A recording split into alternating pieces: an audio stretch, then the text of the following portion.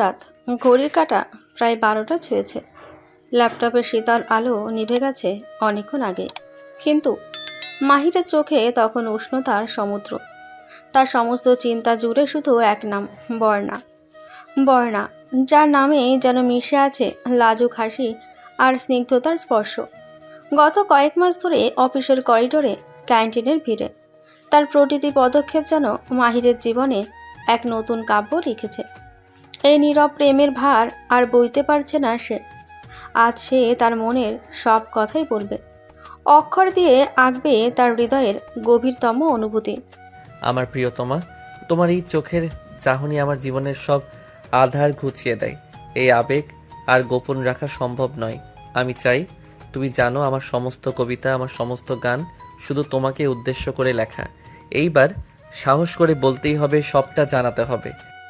মাহির chair থেকে উঠে জানালার কাছে গেল।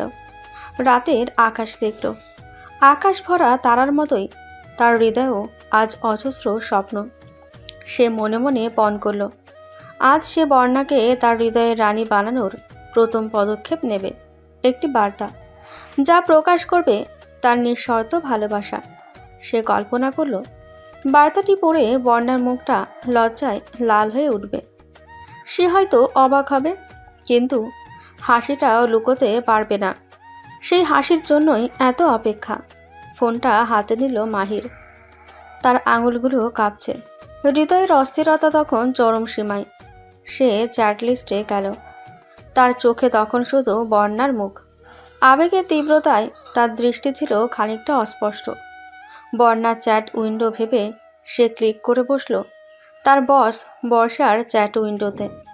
বর্ষা, যে মাহিরের থেকে 5 বছরের বড়, যার প্রতিটি কথা তীক্ষ্ণ এবং যিনি মাহিরের কর্মজীবনের প্রধান নিয়ন্ত্রক। ভুলটা সে খেয়াল করল না। সে তখন শুধু তার মনের ভেতরের প্রেমিকের কথা শুনছে। সে দ্রুত টাইপ করতে শুরু করলো। তার কথায় তখন শুধু রোমান্টিকতা আর কবি কবি ভাব। আমি আর নিজেকে তোমার থেকে দূরে রাখতে পারছি না। তুমি আমার জীবনের সেই বহুল আকাঙ্ক্ষিত বসন্ত, যার আগমনে আমার প্রতিটি দিন নতুন অর্থ খুঁজে পায়। তোমার নীরবতা আমাকে প্রতি মুহূর্তে তোমার কাছে টেনেছে। আমার জীবনের প্রতিটি অনুভূতির কেন্দ্রে এখন শুধু তুমি। আমি তোমাকে ভালোবাসি। আমার জীবনের শেষ নিঃশ্বাস পর্যন্ত তোমার উত্তরের অপেক্ষায় থাকব। সেন্ড বাটনটি চাপতে মাহিরের মনে হলো যেন তার বুকের সমস্ত আবেগ আলোর গতিতে মুক্তি পেল। সে ফোনটা পাশে রেখে এক গভীর তৃপ্তি অনুভব করল। তার মনে এক সমুদ্র আশা আর ভালোবাসা। সে তো জানে না, তার এই কাব্যিক প্রেমের প্রস্তাবটি ভুল করে চলে গেছে তার বস রাগী বর্ষার ইনবক্সে। বর্ষা তখন গভীর ঘুমে মগ্ন। মেসেজ টোনের সামান্য শব্দ তিনি শুনতে পেলেন না। মাহির তখন স্বপ্নের ঘোরে। সে উত্তেজনায় পায়চারি করছে, বারবার কল্পনায় দেখছে বর্ষার হাসি। সে অধীর আগ্রহে অপেক্ষা করছে কখন তার প্রিয় মানুষটি উত্তর দেবে। তার রোমান্টিক হৃদয় শুধু এখন ভালোবাসার উত্তরের অপেক্ষায় বিভোর। এই অপেক্ষার যন্ত্রণা যেন তার কাছে মধুর। সে শুধু ভাবছে, আর কয়েক ঘন্টা পরেই তার জীবনের নতুন অধ্যায় শুরু হবে। সেই স্বপ্নের অপেক্ষায় তার সারা রাত প্রায় নির্ঘুম কাটল। সকালের বর্ষা মেসেজটি দেখে অবাক হয়। আপনার মাথা কি ঠিক আছে মিস্টার মাহির? তোমার প্রেমে পাগল হয়ে গেছি। কি সব কথা বলছেন? এগুলো সব আমার মনের কথা প্রিয়তমা। আপনি কি শিওর? অবশ্যই, আমি তোমাকে ভালোবাসি। আপনি আমার সাথে দেখা করবেন অফিসে। বস বর্ষার কাছ থেকে মেসেজ পেয়েও মাহির প্রথমে ঠিকঠাক বুঝতেই পারল না। উত্তেজনা তখন তার মন এক অন্য জগতে। অফিসে দেখা করতে বলেছেন, তার মানে তিনি আমার ভালোবাসার উত্তর দেবেন সামনাসামনি। এই ভেবেই তার বুক ধুকপুক করছিল, কিন্তু অফিসে যাওয়ার আগে একবার তার মনে হলো চ্যাটটা সেভ করে রাখা উচিত। জীবনের এই ঐতিহাসিক মুহূর্তটা তো ধরে রাখতে হবে। দ্রুত সে চ্যাট উইন্ডোটা খুলল। সে রোমান্টিক স্বীকারোক্তি, বর্ষার তীক্ষ্ণ উত্তরগুলো, আর সবশেষে অফিসে দেখা করার নির্দেশ। মাহিরের চোখ তখন ফোনের স্ক্রিনে, চ্যাট উইন্ডোর শীর্ষে, যেখানে প্রিয়তমার নাম জলজল করার কথা, সেখানে লেখা বর্ষা বস। হঠাৎ করে যেন পৃথিবীর সমস্ত আলো নিভে গেল। ল্যাপটপের শীতলতা বা রাতের উষ্ণতা নয়, মাহিরের শীতদ্বারা দিয়ে একটা হিম শীতল স্রোত নেমে এল। তার হৃদস্পন্দন কয়েক সেকেন্ডের জন্য থেমে গেল যেন। বিড়বিড় করে, বর্ষা, এ কি? এ তো বর্ণা নয়, এ তো বর্ষা ম্যাম, আমার বস। এক মুহূর্তে তার সমস্ত কাব্য, সমস্ত রোমান্টিকতা ধূলিসাৎ হয়ে গেল। রাতের তারার মতো অজস্র স্বপ্ন নয়, এখন তার চোখে শুধু মেঘাচ্ছন্ন ভয়। আমি আর নিজেকে তোমার থেকে দূরে রাখতে পারছি না। তুমি আমার জীবনে সেই আকাঙ্ক্ষিত বসন্ত। এই কথাগুলো সে তার রাগী কঠোর স্বভাবের বসকে লিখে পাঠিয়েছে। তার মনে পড়ল বর্ষা শেষ মেসেজটা, আপনি কি শিওর? আর তার উত্তর ছিল, অবশ্যই, আমি তোমাকে ভালোবাসি। মাহির ফোনটা সজোরে বিছানায় ছুঁড়ে দিল। সে বুঝতে পারল এটা তার জীবনের কোনো নতুন অধ্যায় নয়, এটা তার কর্মজীবনের চূড়ান্ত স্ট্র্যাটেজি। আমার প্রিয়তমা, তোমার এই চোখের চাহনি। বর্ষা ম্যামের চোখের চাহনি, সেই চাহনিতে তো শুধু কাজের ডেডলাইন আর ধমক থাকে। শার্ট প্যান্ট পরে যখন সে অফিসের দিকে ছুটছে, তখন তার মনে কোনো প্রেম নেই, কোনো কাব্য নেই। আছে শুধু এক তীব্র ভয় আর অনুশোচনা। সে জানে এই সাক্ষাৎ কোনো ভালোবাসার উত্তর দেওয়ার জন্য নয়, বরং তার চাকরি জীবনের টার্মিনেশন লেটার হাতে পাওয়ার জন্য। আমার প্রিয়তমা, তোমার এই চোখের চাহনি। এই কথাগুলো বর্ষার সামনে সে কিভাবে সামলাবে? এই চিন্তায় তার গলা শুকিয়ে কাঠ হয়ে গেল। মাহির কাঁপতে কাঁপতে বর্ষার কেবিনে প্রবেশ করলো। দরজাটা সে প্রায় ফিসফিস করে বন্ধ করলো। বর্ষা তখন টেবিলের উপর ঝুঁকে একটা ফাইল দেখছিলেন। তার চোখ দুটি তীক্ষ্ণ, কপালে স্পষ্ট বিরক্তির ভাঁজ। তার চেহারায় রোম্যান্টিক বসন্তের কোনো ছাপ নেই, আছে কেবল কর্পোরেট জগতের কাঠিন্য। ফাইল থেকে চোখ না সরিয়ে শীতল কণ্ঠে, বসুন মিস্টার মাহির। মাহির ধীরে ধীরে চেয়ার টেনে বসল। তার মনে হচ্ছে যেন সে কোনো কাঠগড়ায় দাঁড়িয়ে আছে। গলা সামান্য কেঁপে গেল। জি জি ম্যাম। বর্ষা ফাইলটা বন্ধ করে টেবিলে রাখলেন। সরাসরি মাহিরের দিকে তাকালেন। সেই চাহনি, যা মাহির কাল রাতে ভুল করে প্রিয়তমার চাহনি ভেবেছিল, তা এখন তার কাছে মৃত্যুদণ্ডের নির্দেশনার মতো মনে হলো। ঠান্ডা ও স্পষ্ট স্বরে, আপনার গতকাল রাতের মেসেজগুলো আমি দেখেছি। মাহির চোখ নামিয়ে নিল। সে শুধু একবার ভাবতে চাইল, মেঝেটা যদি এখনই দুভাগ হয়ে তাকে গ্রাস করে নিত। ম্যাম আমি দুঃখিত, আমি বলতে চাইছিলাম যে ম্যাম। কথা শেষ করতে না দিয়ে, আপনি বলতে চাইছিলেন যে আমি আপনার বহু আকাঙ্ক্ষিত বসন্ত। আমার নীরবতা আপনাকে আমার কাছে টেনেছে এবং আপনি আমাকে ভালোবাসেন। মাহিরের মুখ ফ্যাকাশে হয়ে গেল। প্রতিটা শব্দ যেন বর্ষার মুখে চরম উপহাসের মতো শোনালো। প্রায় ফিসফিস করে, আমার একটু ভুল হয়ে গেছে, খুব বড় ভুল। দু হাত টেবিলের ওপর রেখে একটু ঝুঁকে, ভুল? মিস্টার মাহির, আপনার কি মনে হয় এটা শুধু একটা ভুল? আপনি জানেন এই মেসেজগুলো কাকে পাঠিয়েছেন? আপনার কর্মজীবনের প্রধান নিয়ন্ত্রক কে? আপনি কর্পোরেট টিকিটের সব সীমা লঙ্ঘন করেছেন। আমি জানি ম্যাম, কিন্তু বিশ্বাস করুন, আমি আমি আসলে বর্ণাকে পাঠাতে চেয়েছিলাম। এই কথায় বর্ষার মুখটা আরও কঠিন হলো। কঠিন স্বরে, বর্ণা? আমার অ্যাসিস্ট্যান্ট বর্ণা? আপনি কি মনে করেন আমার নামটা আপনার প্রিয়তমার নামের সাথে গুলিয়ে ফেলায় আপনার এই অপরাধ কমে গেল? উল্টে তা আরও বাড়ল। আপনি আপনার সহকর্মীর সাথে রোমান্টিক সম্পর্ক তৈরি করতে চাইছেন, তা অফিসের সময় বা অফিসের প্ল্যাটফর্মে। না ম্যাম, অফিসের প্ল্যাটফর্ম নয়, এটা পার্সোনাল চ্যাট ছিল। আমি শুধু ভুল করে চ্যাট উইন্ডোটা। আপনি ভুলে যাননি মিস্টার মাহির, আপনি আপনার আবেগের বশে অত্যন্ত দায়িত্ব জ্ঞানহীন কাজ করেছেন। কাল রাতে আপনার মাথায় কবিতা ছিল, কিন্তু সকালে এই কেবিনে আপনার চাকরির কথা মাথায় রাখা উচিত ছিল। এই নিন। মাহির কাঁপতে কাঁপতে কাগজটির দিকে তাকালো। এটি একটি শোকজ নোটিশ। হতবাক হয়ে, ম্যাম। আপনি এই নোটিশের জবাব দেবেন।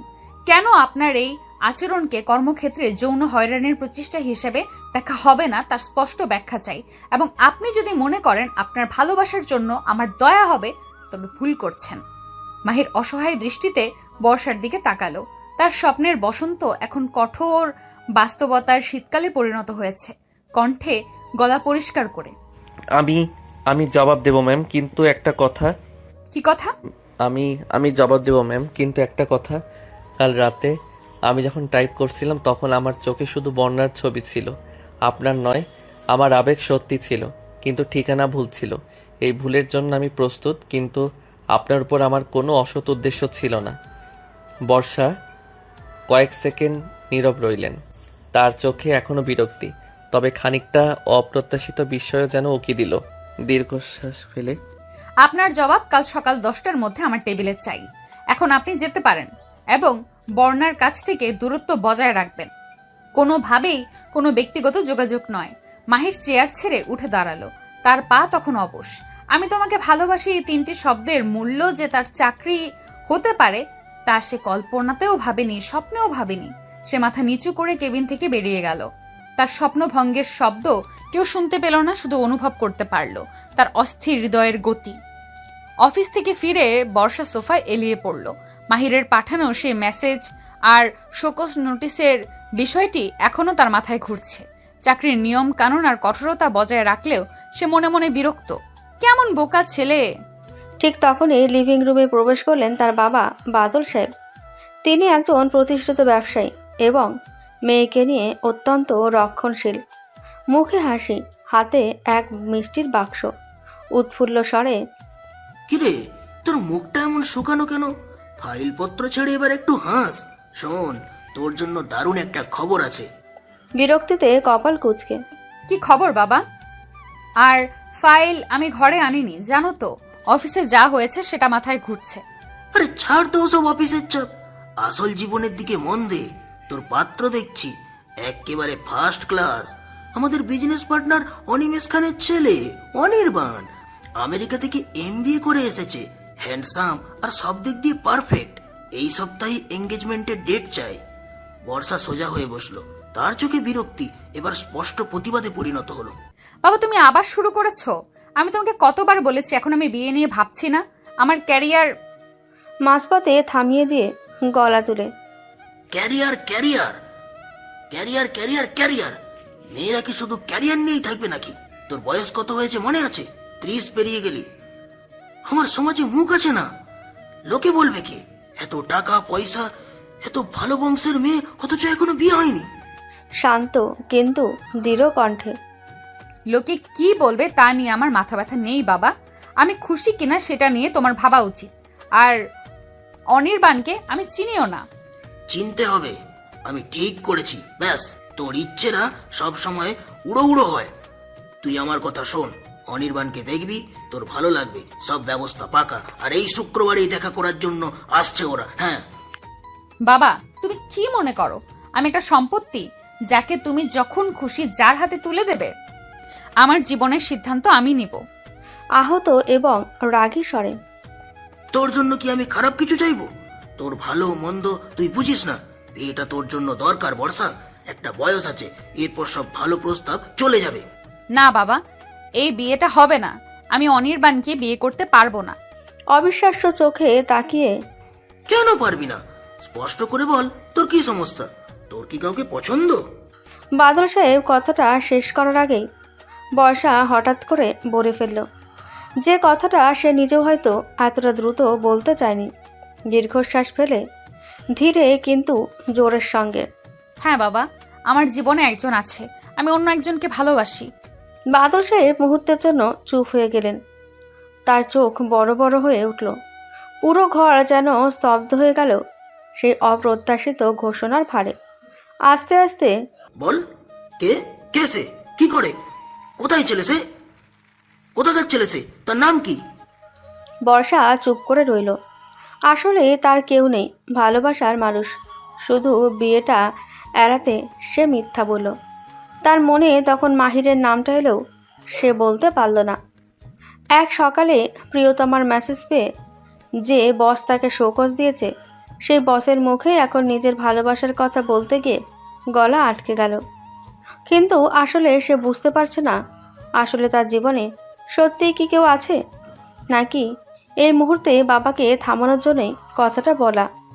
আবেগ নিয়ন্ত্রণে এনে, তার নাম আমি এখন বলতে পারবো না বাবা, তবে আমি তাকেই বিয়ে করব, অনির্বাণকে নয়। দয়া করে তুমি এই চাপ দেওয়া বন্ধ করো। বাদল সাহেব ফোঁস করে শ্বাস পেলেন। তার রাগ তখন চরম সীমায়। টেবিলে সজোরে আঘাত করে, তোর এই ছেলে মানুষই আমি মানব না। তোর এই ভালোবাসার নাটক আমি দেখতেও চাই না। তোর সমস্ত স্বাধীনতা আমি কেড়ে নেব। কালই আমি তার সম্পর্কে জানতে চাই কে সে। কালই বলবি, না হলে না হলে না হলে তুই আমার মৃত মুখ দেখবি। বর্ষা স্থির দৃষ্টিতে বাবার দিকে তাকিয়ে রইল। পরিস্থিতি এখন অফিস আর বসন্তের প্রেমিকের ভুল বোঝাবুঝির চেয়েও অনেক বেশি জটিল। পরের দিন সকাল। মাহির সারা রাত নির্ঘুম কাটিয়েছে। শোকজ নোটিশের উত্তর কিভাবে দেবে সেই চিন্তায়। অফিসের গেট পেরোনোর পরই তার সহকর্মী বর্ণাকে দেখতে পেল। বর্ণা হাসি মুখে তাকে শুভ সকাল জানালো, কিন্তু মাহিরের চোখে তখন শুধুই বর্ষা। সকাল 10টা বাজতে না বাজতেই বর্ষার বিয়ে তাকে ডেকে পাঠালো। মাহির বুক ভরা ভয় আর চাপা উত্তেজনা নিয়ে বর্ষার কেবিনে প্রবেশ করলো। শোকজ নোটিশের উত্তর সে লিখে এনেছে, পুরোটাই ভুল এবং অনিচ্ছাকৃত বলে ক্ষমা চেয়েছে। বর্ষা শান্তভাবে চেয়ারে বসেছিলেন। তার সামনে ছিল মাহিরের দেওয়া জবাবের কপিটি। ঠান্ডা ও গম্ভীর স্বরে, বসুন মিস্টার মাহির, আপনার উত্তর আমি দেখেছি। আপনি আপনার ভুলের কথা স্বীকার করেছেন। জি ম্যাম, আমি সত্যিই লজ্জিত। আপনার উত্তরে লজ্জা বা ভুল শব্দগুলো যতই ব্যবহার করুন না কেন, কর্পোরেট আইন অনুসারে আপনার এই কাজ কর্মক্ষেত্রে যৌন হয়রানির প্রচেষ্টা, অ্যাটেম্পট অফ সেক্সুয়াল হ্যারাসমেন্ট হিসেবে গণ্য হতে পারে। আপনি নিশ্চয়ই জানেন এর ফল কি হতে পারে। মাহির ভয়ে কাঁপতে লাগলো। ম্যাম প্লিজ, আমার ভুল হয়ে গেছে। আমি প্রতিজ্ঞা করছি এমন ভুল আর কখনো হবে না। আমার এই চাকরিটা খুব দরকার ম্যাম, দয়া করে। চোখে চোখ রেখে কঠিন দৃষ্টিতে, দয়া? মিস্টার মাহির, এখানে দয়া বা আবেগ চলে না। আমি যদি এই রিপোর্ট HR-কে ফরওয়ার্ড করি, আপনার চাকরি তো যাবেই, অন্য কোথাও কাজ পাওয়াও আপনার জন্য কঠিন হয়ে দাঁড়াবে। আপনি আমার নাম ব্যবহার করে এই কথা লিখেছেন। হতাশায় চেয়ার থেকে সামান্য ঝুঁকে, ম্যাম আমি আপনার পায়ে ধরছি, প্লিজ আমাকে একটা সুযোগ দিন। আমার চাকরিটা গেলে আমি শেষ হয়ে যাব। আমি আপনার জন্য সব কিছু করতে পারি ম্যাম, যে কোনো কিছু, শুধু আমার চাকরিটা বাঁচান। বর্ষা নীরব রইলেন। কয়েক সেকেন্ডের সেই নীরবতা মাহিরের কাছে এক যুগ মনে হলো। তারপর বর্ষা হঠাৎ করে শান্ত হলেন। তার কণ্ঠে অফিসের কাঠিন্য কমে এলো, কিন্তু এক নতুন অস্বাভাবিক সুর বাজল। টেবিলের উপর ফাইল সরিয়ে নরম অথচ দৃঢ় কণ্ঠে, যে কোনো কিছু করতে পারেন? আপনি কি আপনার এই কথায় স্থির থাকবেন মিস্টার মাহির? নিঃশ্বাস ফেলে হ্যাঁ ম্যাম। বর্ষা এবার একটু হাসলেন, তবে সেই হাসিটা ছিল শীতল এবং জটিল। গভীর দৃষ্টিতে মাহিরের দিকে তাকিয়ে, ঠিক আছে, আমি আপনার চাকরিটা বাঁচাবো, কিন্তু বিনিময়ে আপনাকে একটা কাজ করতে হবে, একটা চুক্তি। কি কাজ ম্যাম, বলুন। আপনাকে আমার সাথে বিয়ে করতে হবে। মাহির স্থির হয়ে গেল। সে কান্নাকাটি বা চাকরি হারানোর ভয়ে প্রস্তুত ছিল, কিন্তু এই কথাটি শোনার জন্য প্রস্তুত ছিল না। কি কি বলছেন ম্যাম? যা শুনেছেন, আপনাকে আমার স্বামী হিসেবে অভিনয় করতে হবে। একটা চুক্তির ভিত্তিতে বিয়ে, যাকে কন্ট্রাক্ট ম্যারেজ বলে। শুনুন, এটা কোনো প্রেম নয়, কোনো রোম্যান্স নয়, এটা একটা ব্যবসায়িক ডিল। আমার বাবা হঠাৎ করে আমার বিয়ের জন্য খুব চাপ দিচ্ছেন। গতকাল আমি তাকে বলে দিয়েছি যে আমার জীবনে একজন ভালোবাসার মানুষ আছে, আসলে কেউ নেই। আমি আমার স্বাধীনতা বজায় রাখতে চাই। আপনি সেই ভালোবাসার মানুষ হিসেবে আমার বাবার সামনে দাঁড়াবেন। মাহিরের মাথায় যেন আকাশ ভেঙে পড়ল। কিন্তু ম্যাম, এই চুক্তির মেয়াদ হবে 1 বছর। এই 1 বছর আপনার জীবনযাপন স্বাভাবিক থাকবে। আপনি আমার কেবিনের বাইরে আমার কর্মচারী, কেবিনের ভেতরে, বিশেষ করে আমার পরিবারের সামনে আপনি আমার স্বামী। আপনার এই ভুল মেসেজ, এই গল্পটি তখন গোপন প্রেমের গল্প বলে চালিয়ে দেওয়া হবে। এই সময়কালে আপনার পদোন্নতি ও বেতন বৃদ্ধি নিশ্চিত করা হবে। 1 বছর পর আমরা সম্মতিতে আলাদা হয়ে যাব। বর্ষা সোজা হয়ে বসলেন। তার চোখ ছিল শীতল, যেন তিনি বাজারের দরদাম করছেন। আপনার হাতে 2টো বিকল্প। 1, এই শোকস নোটিশ HR এর কাছে যাবে এবং আপনার চাকরি চলে যাবে। 2, আপনি চুক্তিতে স্বাক্ষর করবেন, আমার স্বামী হিসেবে অভিনয় করবেন এবং আপনার চাকরি বজায় থাকবে, সাথে পদোন্নতিও পাবেন। মাহিরের মাথা ঘুরছে। কাল রাতের বসন্তের কাব্য আজ তাকে তার রাগী বসের সাথে 1 বছরের চুক্তিভিত্তিক দাম্পত্যের জালে জড়াতে চাইছে। ভাবুন মিস্টার মাহির, আপনার সিদ্ধান্ত কি? কালকের আমি তোমাকে ভালোবাসি এই কথাটির দাম কিন্তু এখন অনেক বেশি। বর্ষার কেবিন থেকে বেরিয়ে মাহির সোজা ক্যান্টিনে চলে এলো। তার মস্তিষ্ক তখন দ্রুত গতিতে ঘুরছে। চাকরি নাকি কন্ট্রাক্ট ম্যারেজ, এই অদ্ভুত ডিলটা তার সব হিসাব ওলটপালট করে দিয়েছে। সে একটা ফাঁকা টেবিলে মাথা নিচু করে বসলো। তার হাত কাঁপছে। খানিক পরে তার কলিগ এবং ঘনিষ্ঠ বন্ধু আনন্দ কফি হাতে সেখানে এলো। আনন্দ স্বভাবতই হাসি খুশি এবং জীবনকে সহজভাবে নিতে পছন্দ করে। টেবিলে কফির মগ রেখে, কি ব্যাপার মাহির? বসের কেবিন থেকে আসার পর থেকে তোর মুখটা এমন কেন? দেখে মনে হচ্ছে যেন কোনো নতুন প্রজেক্ট পেয়েছিস, নাকি বেতন কমে গেছে? কফি নে, চিল কর। মাহির মাথা তুলে আনন্দর দিকে তাকালো। সে সরাসরি বর্ষার প্রস্তাবের কথা বলতে পারল না, কিন্তু মনের ভার কমাতে তার কথা বলা জরুরি ছিল। শান্ত স্বরে, আনন্দ, একটা কথা ভাবছি, জীবনটা আসলে একটা ট্র্যাজেডি, তাই না? আমরা একটা জিনিস চাই, কিন্তু আমাদের কপালে জোটে আরেকটা। ধর, আমি চাঁদ চাইলাম, কিন্তু সূর্য এসে আমার সামনে দাঁড়ালো, আর সেই সূর্যের তেজ এত বেশি যে আমার সমস্ত স্বপ্ন পুড়িয়ে দিচ্ছে। বাহ, সকালে ক্যান্টিনে বসে এত গভীর ফিলোসফি। চল চল, চাঁদ সূর্য কি হয়েছে বলতো? তোর কি বর্ণাকে ভুলে অন্য কাউকে ভালো লেগেছে নাকি? শোন, জীবনের একটা কঠিন পরিস্থিতিতে পড়েছি। দুটো রাস্তা আছে আমার সামনে। একটা রাস্তা খুব আরামের, মসৃণ এবং অনেক সুবিধা আছে, কিন্তু সেই রাস্তাটা আসলে আমার জন্য নয়, সেটা অন্য কারো পথ। আর অন্য রাস্তাটা, সেটা আমার পথ, কিন্তু সেটা কাঁটায় ভরা, কঠিন, আর সেই পথে চললে আমি সব হারাবো। তোর কথাই তো দেখছি বড়সড় নাটক চলছে। দেখ মাহির, আমি তোর মতো অত কাব্য বুঝি না। আমি শুধু একটা কথা বুঝি, জীবন আমাদের সবসময় এমন কিছু পরিস্থিতিতে ফেলে যেখানে দুটো অপশনের একটা আমাদের মনমতো হয় না। এটাকেই বলে ডুয়াল রিয়ালিটি। তো এখন কি করব? হারামের রাস্তাটা নেব, যেটা মিথ্যা, নাকি কষ্টের পথটা বেছে নেব, যেটা সত্যি?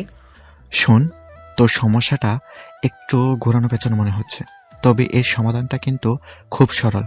তুই ফিলোসফির দিকে যাচ্ছিস, আমি তোকে প্র্যাগম্যাটিজম দেব। দেখ, যখন কোনো পথে তোর মনকে শান্তি দেবে না, তখন তুই দেখ কোন পথটা তোর ক্ষতি সবচেয়ে কম করবে এবং কোন পথটা তোকে ভবিষ্যতে তোর স্বপ্নের কাছাকাছি নিয়ে যেতে পারবে। মানে হলো, যদি মসৃণ পথটা মিথ্যা হলেও তোকে একটা বছর সময় দেয়, তোকে আর্থিক নিরাপত্তা দেয়, আর তোকে তোর স্বপ্নের দিকে এগিয়ে যাওয়ার জন্য শক্ত মাটি দেয়, তবে সেই পথটাই বেছে নে। মিথ্যাটা হয়তো আজকের জন্য, কিন্তু সেই মিথ্যার আড়ালে যে সময় আর সুযোগ তুই পাবি, সেটা তোকে তোর আসল স্বপ্নকে সত্যি করার জন্য ব্যবহার করতে পারিস। তুই 1 বছরের জন্য আরামের রাস্তায় হাঁটতে পারিস, কিন্তু সেই হাঁটাটা হবে তোর ভবিষ্যতের জন্য প্রস্তুতি। 1 বছর পর যখন তোর কাটা বাড়া পথে হাঁটার শক্তি আর সাহস তৈরি হবে, তখন তুই অনায়াসে সেই আরামের রাস্তাটা ছেড়ে দিতে পারবি। সহজ কথায়, যদি তোর হাতে দুটো বিষ থাকে, তবে কম বিষাক্তটা বেছে নে, তারপর কম বিষাক্তটার চিকিৎসা কর। চাকরি আর স্বপ্ন দুটোই যখন ঝুঁকির মুখে, তখন আগে চাকরিটা বাঁচা, আর সেই সুরক্ষাকে ব্যবহার করে তোর স্বপ্নগুলো গোছা। পরে যখন সময় আসবে, তুই তোর আসল পথ বেছে নিতে পারবি। বুঝলি কবি? মাহির কিছুক্ষণ চুপ করে রইল। আনন্দের সরল বাস্তববাদী দর্শন তার মাথার সমস্ত জটিলতা যেন দূর করে দিল। মিথ্যা কন্ট্রাক্ট ম্যারেজ হয়তো আজকের জন্য তার ট্র্যাজেডি, কিন্তু তার চাকরি এবং ভবিষ্যতের স্বপ্নের জন্য তা একটা সুযোগ। মুখের হতাশা কিছুটা দূর হলো।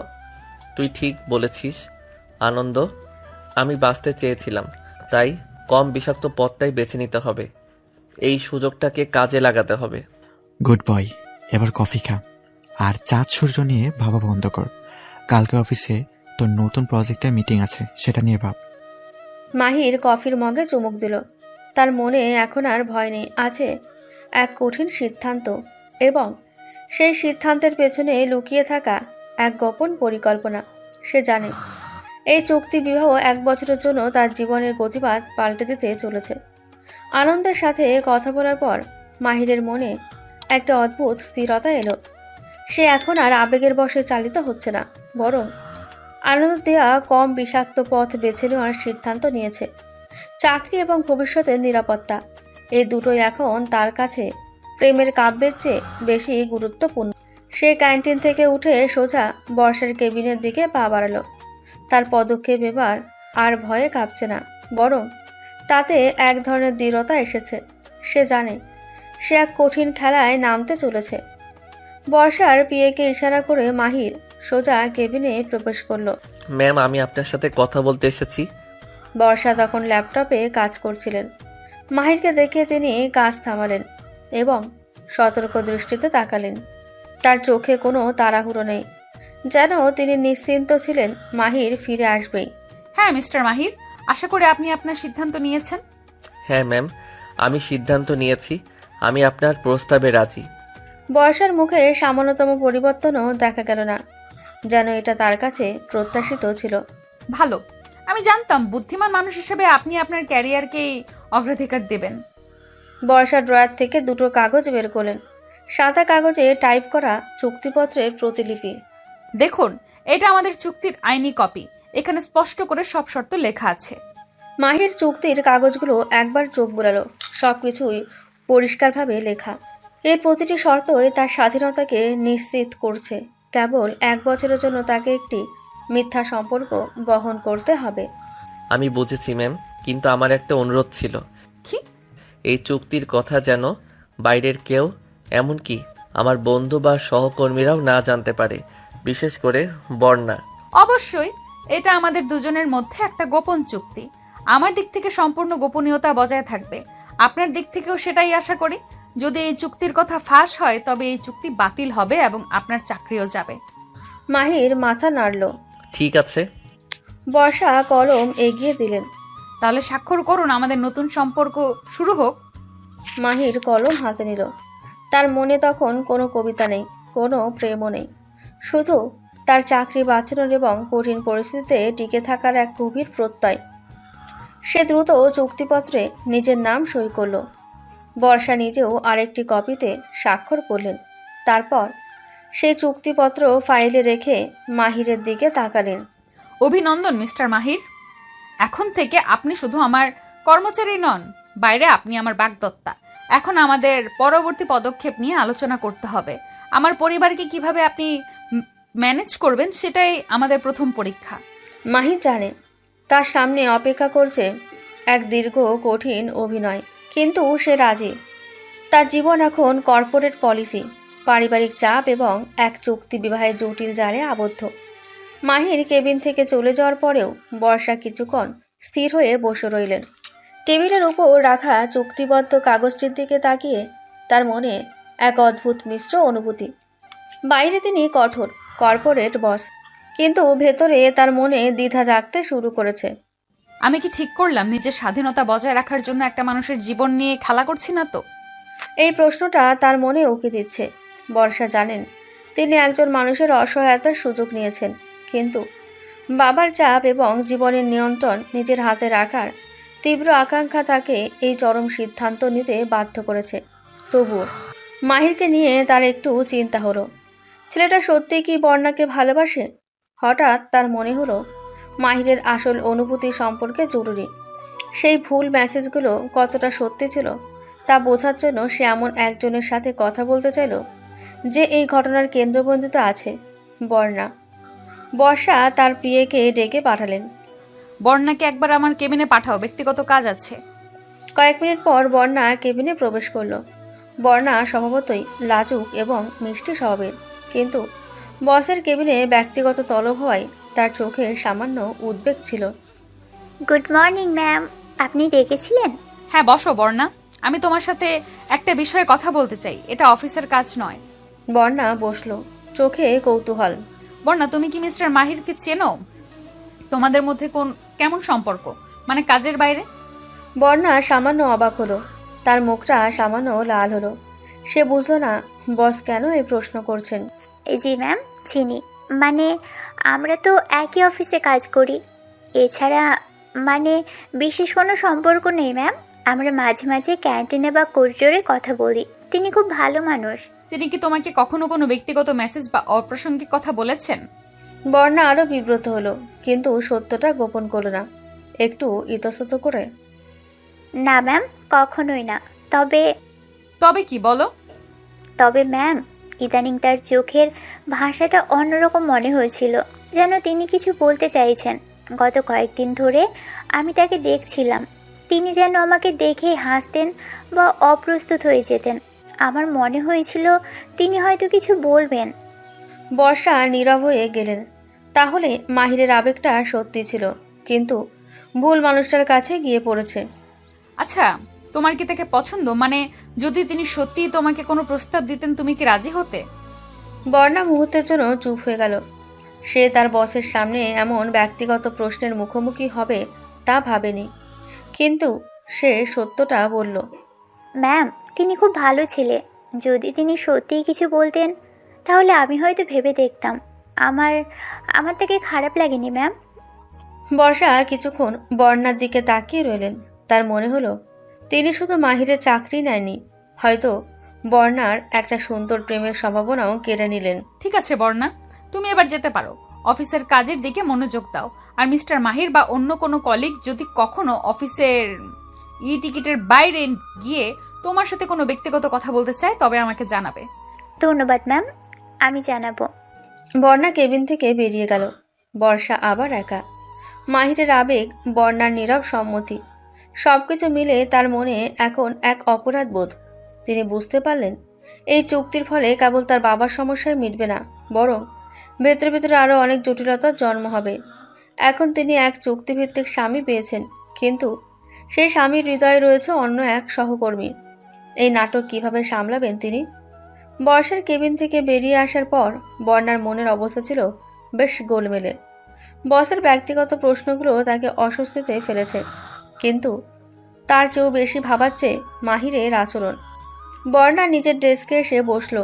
তার মন এখন আর কোনো ফাইলে নেই, আছে ক্যান্টিনের ভিড়ে মাহিরের সেই লাজুক হাসি, করিডরে মাথা নিচু করে চলে যাওয়া, আর ইদানিং তার চোখে সেই স্পষ্ট আগ্রহ যা বর্ণা এতদিন মনে মনে উপভোগ করত। বস হঠাৎ করে মাহির স্যারের কথা কেন জানতে চাইলেন? তিনি কি কিছু আঁচ করতে পেরেছেন? কিন্তু মাহির স্যার তো আমাকে কোনো মেসেজ বা কথা কিছুই বলেননি। বর্ণার মনে পড়ল গত কয়েক মাসের নীরব প্রেমের কথা। মাহির যখনই তার দিকে তাকাতো, তখনই বর্ণার ভেতরে এক মিষ্টি অনুভূতি হতো। সে জানতো মাহির তাকে ভালোবাসে। সে শুধু অপেক্ষা করছিল কবে মাহির সাহস করে মুখ ফুটে বলবে। কেন এমন হয়? যখন দুজন মানুষ একই জিনিস চায় তখন মাঝে দূরত্বটা কেন বেড়ে যায়? মাহির স্যার কেন বলতে পারলেন না? সে ভাবল হয়তো মাহির তাকে দেখে কিছুটা ভয় পেয়েছিল, বা হয়তো কর্মজীবনের কারণে ইতস্তত করছিল। আর এখন বস যখন সব জানতে চাইছেন, তখন হয়তো মাহির চাপে আছে। কিন্তু বর্ষা ম্যামের শেষ কথাগুলো তাকে ভাবিয়ে তুল। মিস্টার মাহির বা অন্য কোনো কলিগ যদি কখনো অফিসেরই টিকিটের বাইরে গিয়ে তোমার সাথে কোনো ব্যক্তিগত কথা বলতে চায়, তবে আমাকে জানাবে। ম্যাম কি মাহির স্যারকে সতর্ক করে দিলেন? তাহলে কি মাহির স্যার আর কোনো দিনও কিছু বলবেন না? আমার সেই স্বপ্নের অপেক্ষা কি শেষ হয়ে গেল? বর্ণার হৃদয় হাহাকার করে উঠল। সে এমন এক নীরব প্রেমিকের জন্য অপেক্ষা করছিল যে তার হৃদয়ের সব কথা বলবে। আর এখন যখন সে অপেক্ষায় শেষ সীমায়, ঠিক তখনই সব যেন উল্টো দিকে ঘুরতে শুরু করলো। সে ভাবল হয়তো এটাই নিয়তি, হয়তো মাহির আর কোনোদিন তাকে তার মনের কথা বলবে না। সে তখন শুধু একটা নাম, এক অদেখা না বলা প্রেমের নাম হয়েই রয়ে যাবে। বর্ণার চোখ দুটো সামান্য ভিজে উঠল। সে জানে না তার সেই লাজুক প্রেমিকের কাব্যিক প্রস্তাবটি যে ভুল করে চলে গেছে তার বসের ইনবক্সে। আর সেই একটি ভুলের জন্য মাহির এখন এক চুক্তিভিত্তিক খেলায় নামতে বাধ্য হয়েছে, যে খেলায় বর্ণা কেবল একজন অপ্রাসঙ্গিক দর্শক। এই জীবনটা কি এমনই? আমি যা চাই তা কখনো পাবো না। কেন সব কিছু এত জটিল হয়? মাহির স্যার যদি শুধু একটাবার বলতেন। এখন তার সামনে শুধুই অনিশ্চয়তা এবং একটা তিক্ত শূন্যতা। সে জানে না যে মাহির কেবল তার নীরব প্রেমিক ছিল না, এখন সে তার বসের চুক্তিভিত্তিক স্বামী হতে চলেছে। আর সেই স্বামীর চোখে এখনও অন্য কারো ভালোবাসার বাসনা লুকিয়ে আছে। বর্ণার মন যখন অদেখা প্রেমের হাহাকারে পূর্ণ, ঠিক তখনই মাহির তার ডেস্কে এলো। আনন্দের দেওয়া প্র্যাগম্যাটিজম এর পাঠ মাহিরের মনে গেঁথে থাকলেও বর্ণাকে একবার শেষবারের মতো দেখতে বা কিছু বলতে তার মন চাইছিল। হয়তো সে বোঝাতে চেয়েছিল তার হৃদয়ের আবেগ সত্যি, যদিও তার পরিণতি ভিন্ন হতে চলেছিল। মাহির তার নতুন বাগদত্তার চুক্তির কথা মাথায় রেখেও বর্ণার ডেস্কের কাছে এলো। বর্ণা, আমি তোমার সাথে একটু কথা বলতে চাইছিলাম। বর্ণা দ্রুত মাথা তুলল। মাহিরকে এত কাছে দেখে তার হৃদস্পন্দন বেড়ে গেল। এই সেই মাহির যার জন্য সে এত অপেক্ষায় ছিল। জি স্যার, বলুন।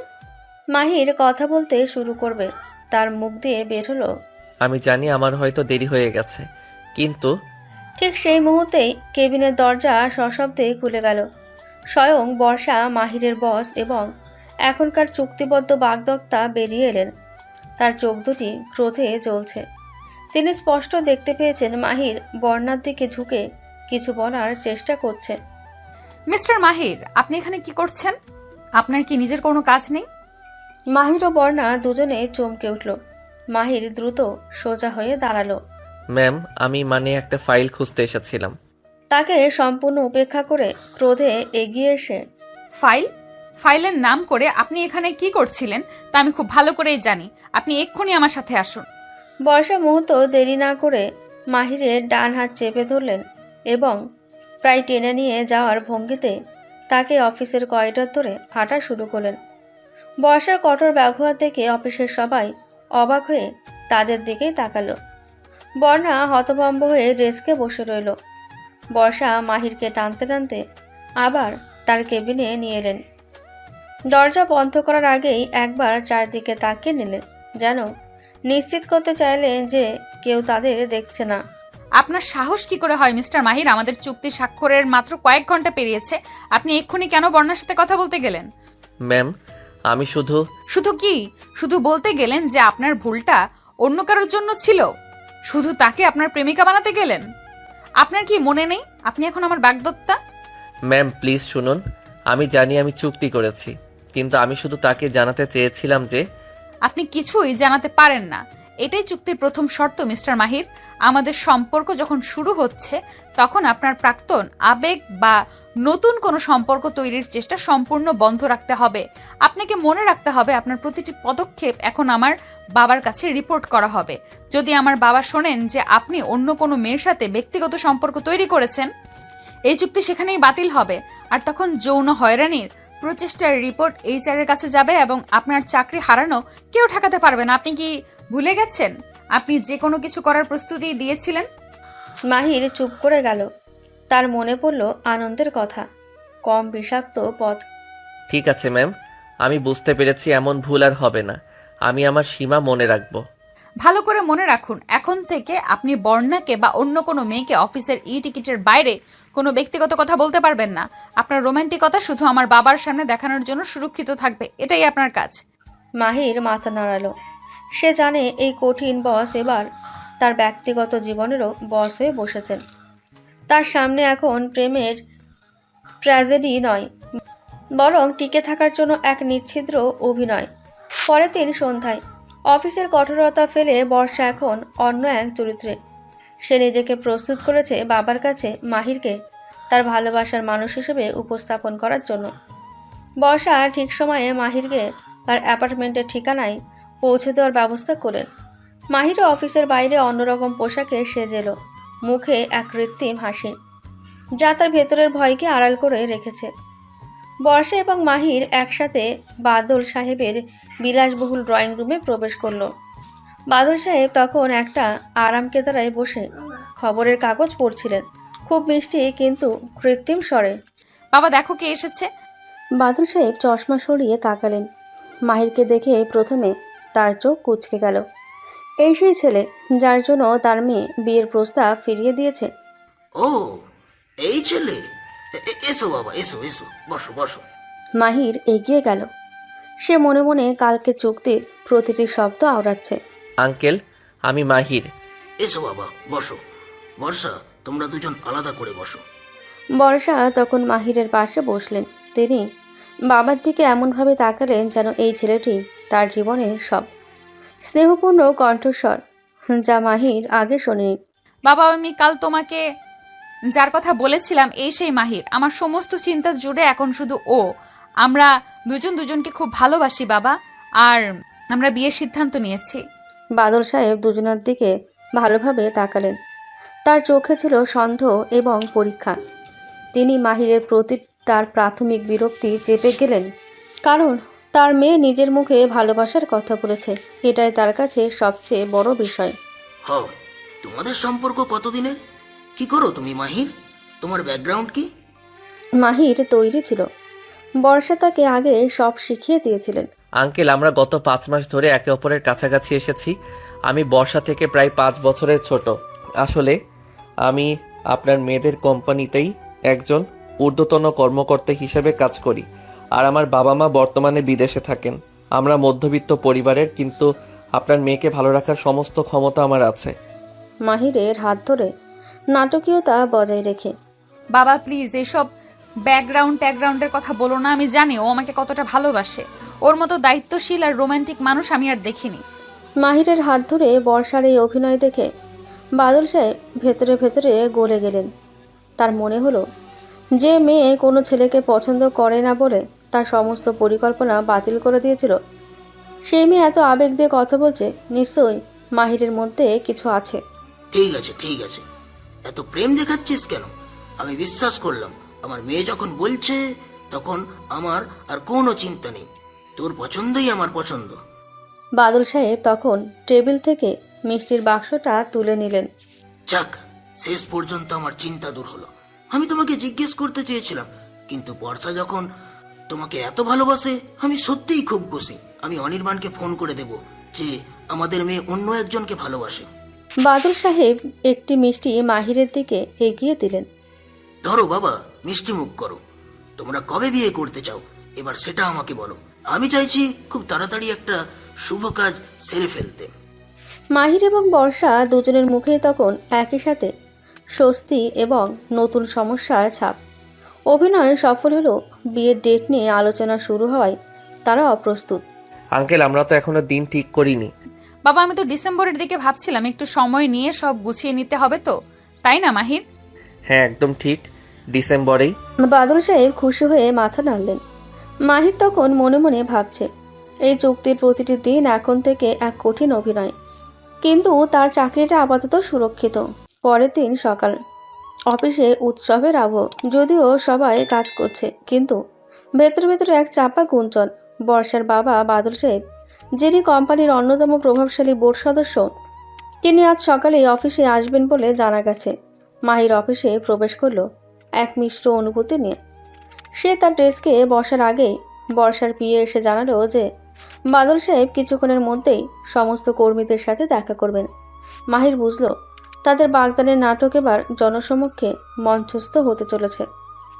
কয়েক মিনিটের মধ্যেই বাদল সাহেব এলেন। তিনি সাধারণত অফিসের এই ফ্লোরে আসেন না, তাই তার আগমন সবার মধ্যে বেশ চাঞ্চল্য সৃষ্টি করল। বর্ষা তার বাবার পাশে স্বাভাবিকভাবেই দাঁড়ালেন, তার মুখে সেই কৃত্রিম হাসি।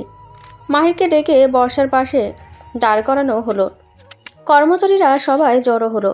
বর্ণা দাঁড়িয়েছিল ভিড়ের একদম পিছনে, তার চোখ মাহির আর বর্ষার দিকে স্থির। Good morning everyone. আমি আজ এখানে এসেছি একটা ব্যক্তিগত কিন্তু খুবই আনন্দের খবর দিতে। সবার মধ্যে কৌতূহল বাড়ল। আপনারা জানেন আমার মেয়ে বর্ষা এই কোম্পানির একজন গুরুত্বপূর্ণ স্তম্ভ, আর আজ আমি ঘোষণা করতে পেরে খুবই আনন্দিত যে বর্ষা তার জীবনসঙ্গী খুঁজে পেয়েছে। এই হলো সেই ছেলে, মিস্টার মাহির। বাদল সাহেব মাহিরের কাঁধে হাত রাখলেন। সবার চোখ তখন মাহির আর বর্ষার দিকে। কর্মচারীরা হাততালি দিতে শুরু করলো। মাহির একটা বাধ্য ছেলের মতো হাসল। মাহির আমাদের কোম্পানির একজন উজ্জ্বল কর্মকর্তা। তারা দুজন দুজনকে ভীষণ ভালোবাসে, আর তাই আমরা সিদ্ধান্ত নিয়েছি খুব শীঘ্রই ডিসেম্বরের প্রথম সপ্তাহে তাদের এঙ্গেজমেন্ট হবে। আপনারা সবাই আশীর্বাদ করবেন। ঘোষণাটি শেষ হতেই চারিদিকে হাততালির শব্দ আরও জোরালো হলো। অনেক সহকর্মী মাহির এবং বর্ষাকে অভিনন্দন জানাতে এগিয়ে আসতে শুরু করলো। এই পুরো দৃশ্যের মাঝে ভিড়ের পেছনে দাঁড়িয়েছিল বর্ণা। তার মুখের হাসিটা ধীরে ধীরে মিলিয়ে গেল। মাহিরের লাজুক চোখের চাহনি, করিডোরে তার সামান্য অপ্রস্তুততা, সব কিছুর অর্থ সে এতদিন যা ভেবেছিল তা এক মুহূর্তেই চূর্ণ বিচূর্ণ হয়ে গেল। এ কি মাই স্যার, বর্ষা ম্যামের সাথে এটি কি করে সম্ভব? তার সমস্ত স্বপ্ন, তার সমস্ত অপেক্ষা, মাহিরের প্রতি তার সব নীরব অনুরাগ এক তীব্র কষ্টের রূপ নিল। সে ভাবতে শুরু করলো, তাহলে কি মাহির স্যার কখনোই তাকে ভালোবাসেনি? তার চোখের ভাষা, তার হাসি, সবই কি বর্ষা ম্যামের জন্য ছিল? সে এত বোকা ছিল যে এই সহজ সত্যটা বুঝতে পারল না। বর্ষার চোখ ছলছল করে উঠল। সে নিজেকে কোনো মতে নিয়ন্ত্রণ করে নিল। সবার সামনে সে তার কষ্ট প্রকাশ করতে চাইল না। সে নীরবে ভিড় থেকে সরে এলো, তার ডেস্কে ফিরে এলো। বর্ণার চোখে তখন শুধু এক কঠিন সত্য, তার মনের মানুষটি তার বসের হাতে। কিন্তু সে মুখ ফুটে কিছু বলতে পারল না। তার স্বপ্ন ভেঙে যাওয়া সত্ত্বেও সে জানে এই পরিস্থিতিতে তার নীরব থাকা ছাড়া আর কোনো উপায় নেই। তার হৃদয়ে যন্ত্রণা কেবল সে নিজেই অনুভব করতে পারল। অফিসে বাগদানের ঘোষণা হওয়ার পর মাহিরের জীবন যেন এক নতুন গতি পেল। অফিসের সবাই তাকে অন্য চোখে দেখতে শুরু করেছে। বসকে বাগদত্তা হিসেবে পাওয়া এক সাধারণ কর্মচারীর জন্য ছিল অবিশ্বাস্য ঘটনা। তবে মাহিরের কাছে এই পরিচিতি ছিল নিছকই অভিনয়। বর্ষার সাথে চুক্তি পাকা হলো। একটি বড় কাজ বাকি ছিল, মাহিরের বাবা মাকে সামলানো। চুক্তির শর্ত অনুযায়ী এই 1 বছর তাদের অভিনয় নিখুঁত হতে হবে। মাহিরের বাবা মা বিদেশে থাকলেও এঙ্গেজমেন্টের জন্য তাদের ঢাকায় আসা জরুরি। সেদিন সন্ধ্যায় নিজের অ্যাপার্টমেন্টে ফিরে মাহির ভিডিও কলে তার বাবা মা ফারুক সাহেব এবং মহিমা খাতুনের সাথে যোগাযোগ করলো। তারা দুজনেই কানাডায় থাকেন। ভিডিও কলে হাসি মুখে, কি খবর বাবা, কেমন আছিস? তোকে খুব চিন্তিত মনে হচ্ছে। আমরা তো ডিসেম্বরে আসতাম, কিন্তু এখন মনে হচ্ছে আরো দেরি হবে। সব ঠিক আছে তো? হ্যাঁ, সব ঠিক আছে বাবা মা, বরং একটা খুব ভালো খবর আছে। কি খবর? তোর কি প্রমোশন হয়েছে? না মা, প্রমোশনের চেয়েও বড় খবর, আমি বিয়ে করছি। ভিডিও কলের ওপারে মারুফ সাহেব এবং মহিমা খাতুন দুজনেই একসাথে অবাক হয়ে গেলেন। বিয়ে করছিস? হঠাৎ কি হলো? কাকে বিয়ে করছিস? আমাদের বলিসনি তো। মেয়েটার নাম বর্ষা। ও আমার অফিসে বস, মানে আমার ডিরেক্টর। আমরা গত কয়েক মাস ধরে একে অপরকে খুব ভালোবাসি। কালই আমাদের এঙ্গেজমেন্টের ডেট ফাইনাল হলো। ও মাই গড, তোর বস? শুনতে তো বেশ রোমাঞ্চকর। নাম কি বললি? বর্ষা? বাহ, মেয়েটা কেমন, কি করে? মেয়ে খুব ভালো মা, দেখতেও সুন্দরী আর খুব স্মার্ট, নিজের ক্যারিয়ারে খুব সফল। ওর বাবা এখানকার একজন বড় বিজনেসম্যান, আমাদের কোম্পানির বোর্ড মেম্বার। তোর বস? এত তাড়াতাড়ি? এ কি ধরনের সম্পর্ক বাবা? আমরা কিছুই জানি না, আমাদের সাথে দেখাও হয়নি। বাবা প্লিজ, আমি তো জানি তুমি এসব নিয়ে প্রশ্ন করবে, কিন্তু বিশ্বাস করো আমি বর্ষাকে ছাড়া থাকতে পারবো না, আর ও আমাকে ছাড়া থাকতে পারবে না। ওরা খুব তাড়াতাড়ি এঙ্গেজমেন্ট সেরে ফেলতে চাইছে, এ সপ্তাহেই। এত তাড়াতাড়ি? ঠিক আছে বাবা, আমরা আসবো। মেয়ের বাবার সঙ্গে কথা বলতে হবে না? না মা, এখন কথা বলার দরকার নেই, সব ব্যবস্থা বর্ষার বাবা নিজেই করেছেন। তোমরা শুধু টিকিট কেটে তাড়াতাড়ি ঢাকায় চলে এসো। তোমাদের ছাড়া এত বড় একটা কাজ আমি একা করতে পারবো না। ঠিক আছে বাবা, তোর যখন এত পছন্দ তখন আমরা না করব কেন? আমরা এখনই টিকিট বুকিং দিচ্ছি, আমরা আসছি। তোর এই হবু বউয়ের সাথে দেখা করার জন্য আর অপেক্ষা করতে পারছি না। ভিডিও কল শেষ হলো। মাহির স্বস্তির নিঃশ্বাস ফেল। তার অভিনয়ে প্রথম ধাপ সফল, কিন্তু সে জানে আসল কঠিন পরীক্ষা শুরু হবে তার বাবা মা ঢাকায় আসার পর। তাদের সামনে এই চুক্তির মিথ্যা সম্পর্ককে সত্যি হিসেবে প্রমাণ করাটা হবে আরও বড় চ্যালেঞ্জ। মারুফ সাহেব এবং মহিমা খাতুন ঢাকায় এসে পৌঁছালেন। তাদের প্রথম এবং প্রধান লক্ষ্য ছিল ছেলের হবু বউ বর্ষার সাথে দেখা করা। মাহির কিছুটা দুশ্চিন্তায় ছিল। বর্ষা একজন কঠোর বস, সে কি তার বাবা মার সামনে যথেষ্ট প্রেমিকা সুলভ অভিনয় করতে পারবে? বর্ষা নিজেও ওই সাক্ষাৎকারের জন্য প্রস্তুত ছিলেন। তিনি জানেন এই চুক্তির সফলতার জন্য মাহিরের বাবা মায়ের বিশ্বাস অর্জন করাটা জরুরি। বর্ষা তার বাবা মায়ের বাসায় মারুফ সাহেব এবং মহিমা খাতুনকে আমন্ত্রণ জানালেন। মাহিরও উপস্থিত ছিল। বর্ষা তাদের দুজনকে অভ্যর্থনা জানালেন। তার মুখে আজ ছিল এক স্নিগ্ধ হাসি। যা অফিসের করিডোরে মাহির কখনোই দেখেনি। তার পরিধানে ছিল একটি সাধারণ কিন্তু অভিজাত শাড়ি, কোনো কর্পোরেট পোশাক নয়। এসো মা, এসো। তোমাকে দেখেই মন জুড়িয়ে গেল। আমার ছেলেটা সত্যি খুব ভাগ্যবান। ধন্যবাদ আন্টি। মাহির সব সময় আমার সাথে আপনার আর আঙ্কেলের কথা বলে। আপনাদের সাথে দেখা করে আমারও খুব ভালো লাগছে। মারুফ সাহেব মাহিরের দিকে তাকালেন, তার চোখে কিছুটা বিস্ময়। এই মেয়ে তার ছেলের বস, কিন্তু তার ব্যবহারে নেই কোনো অহংকার, আছে শুধু মাধুর্যই। আমার ছেলে তো বলল তুমি নাকি ওর বস। প্রথমে একটু ভয় পেয়ে গিয়েছিলাম, ভাবছিলাম তুমি বুঝি খুব কঠোর, কিন্তু তুমি তো খুব মিষ্টি মা। আঙ্কেল, অফিসে আমি বস, কিন্তু অফিসের বাইরে আমি শুধুই বর্ষা। আর মাহির আমার জীবনে আসার পর থেকে তো আমি আরো নরম হয়ে গেছি। ও আমার সমস্ত কাজের চাপ ভুলিয়ে দেয়। বর্ষা এমনভাবে কথাগুলো বললেন যেন তার প্রতিটি শব্দে মাহিরের প্রতি গভীর ভালোবাসা জড়িয়ে আছে। মাহিরও তখন চুক্তির স্ক্রিপ্ট অনুযায়ী বর্ষার হাতটা ধরে মৃদু হাসল। তোমার আর মাহিরের প্রেমের গল্পটা শুনতে চাই। ও তো কিছু বলতেই চায় না। তোমরা কিভাবে কাছাকাছি এলে? এই প্রশ্নটা বর্ষা এবং মাহি দুজনের জন্যই কঠিন ছিল, কিন্তু বর্ষা প্রস্তুত ছিলেন। মাহিরের দিকে ভালোবাসার দৃষ্টিতে তাকিয়ে। আন্টি, আমাদের গল্পটা আসলে বেশ প্রাইভেট। অফিসে আমরা নিজেদের সম্পর্ক গোপন রেখেছিলাম। মাহির প্রথম থেকেই খুব লাজুক ছিল। ও কবিতা লিখত। আর সেই কবিতাই আমাদের কাছাকাছি এনেছে মা। বর্ষার মনটা খুব নরম, বাইরের কাঠিন্যটা শুধু কাজের জন্য। আহা, কবিতা! আমার ছেলে তো সব সময় এমন রোমান্টিক ছিল না।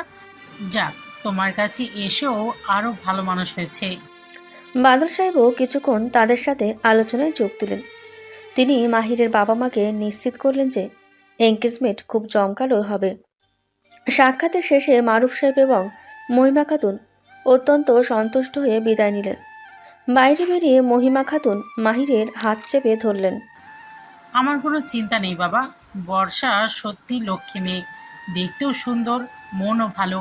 তোর জন্য এর চেয়ে ভালো জীবনসঙ্গী হতেই পারে না।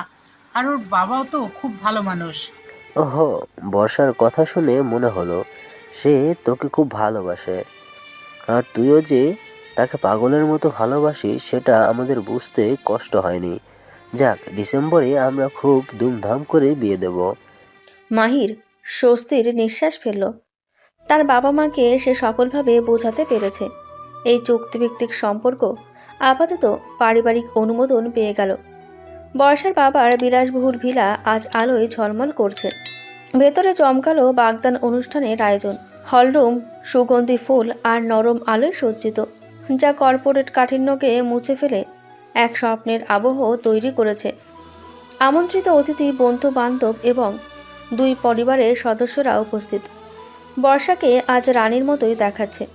লাল রেশমের লেহেঙ্গায় তাকে এক নতুন স্নিগ্ধতা এনে দিয়েছে, যা তার অফিসিয়াল বস ইমেজ থেকে সম্পূর্ণ ভিন্ন।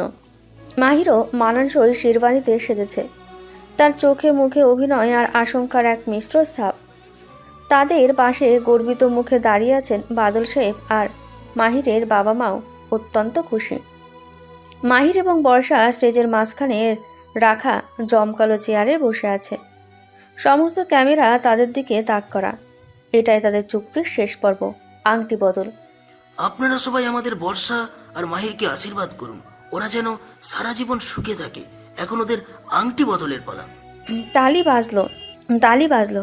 মহিমা খাতুন বর্ষার হাতে এক অপূর্ব হীরের আংটি পরিয়ে দিতেই মুহূর্তটি ক্যামেরাবন্দি হলো। এবার মাহিরের পালা। মাহির বর্ষার দিকে তাকালো। তার চোখে কোনো প্রেম নেই, শুধু এক অদ্ভুত বাধ্যতা। সে ধীরে ধীরে আংটিটা বর্ষার আঙুলে পরিয়ে দিতে যাবে, ঠিক তখনই হলরুমের মূল ফটকে প্রবল বিশৃঙ্খলা শুরু হলো। থামুন, এই বাগদান হতে পারে না। সকলে চমকে উঠল। বাদল সাহেব রেগে গিয়ে দরজার দিকে তাকালেন। ভিড় ঠেলে একজন সুদর্শন যুবক দ্রুত পায়ে স্টেজের দিকে এগিয়ে আসছে। তার পোশাক এলোমেলো, চোখে মুখে স্পষ্ট রাগ।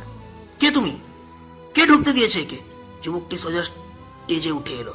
সে মাহির এবং বর্ষার মাঝখানে দাঁড়িয়ে গেল, বর্ষার দিকে তাকিয়ে তীক্ষ্ণ স্বরে। বর্ষা, তুমি এটা কি করছো? তুমি আমাকে ভুলে গেলে? বর্ষা মুহূর্তের জন্য পাথর হয়ে গেলেন। তার সমস্ত অভিনয়, সমস্ত দৃঢ়তা ভেঙে চুরমার হয়ে গেল। এই সেই মানুষ শুভ, তার দীর্ঘদিনের প্রাক্তন প্রেমিক। কিন্তু শুভ একটা প্লে বয় ছিল। ওকে চ্যাট করার কারণে বর্ষা ভেঙে পড়ে বিয়ে করার সিদ্ধান্ত থেকে সরে এসেছে। শুভ, তুমি এখানে কি করছো? আমি কেন এখানে? তুমি অন্য একজনকে বিয়ে করছো। তুমি কি ভুলে গেছো আমাদের সম্পর্ক?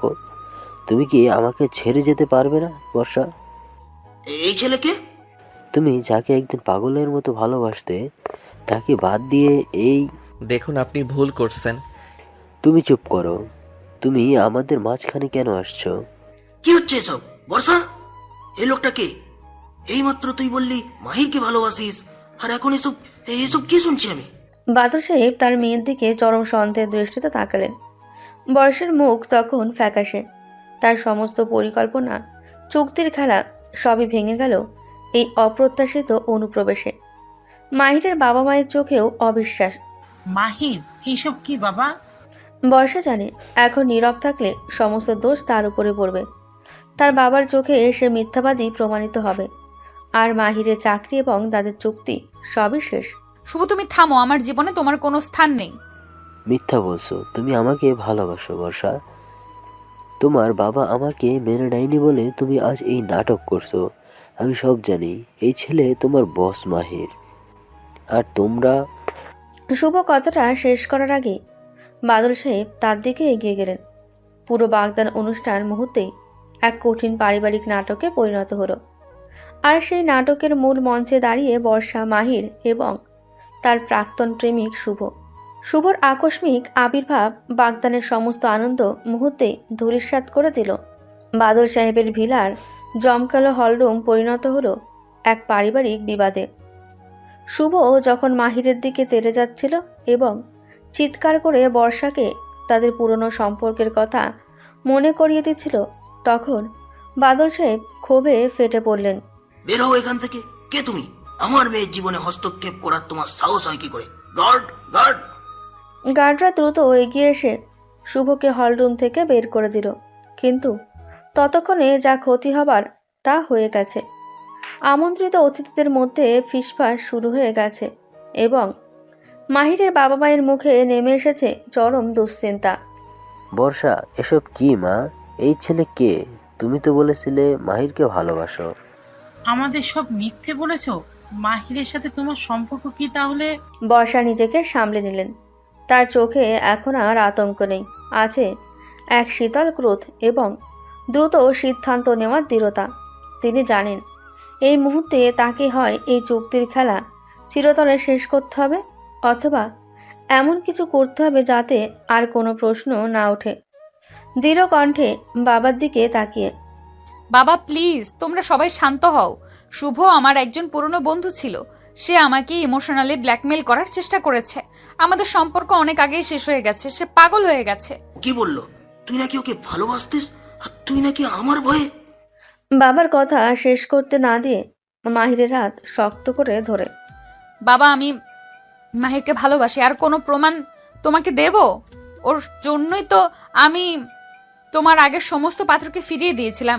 এই ছেলে যদি আমার জীবনে না আসতো, তাহলে আমি আজ ওর জন্য চিরকুমার হয়ে থাকতাম। বর্ষা তার অভিনয়কে এক চরম শিখরে নিয়ে গেলেন। বাদল সাহেব তখন শুভর পাগলামি এবং বর্ষার আবেগের মাঝে দ্বিধাগ্রস্ত।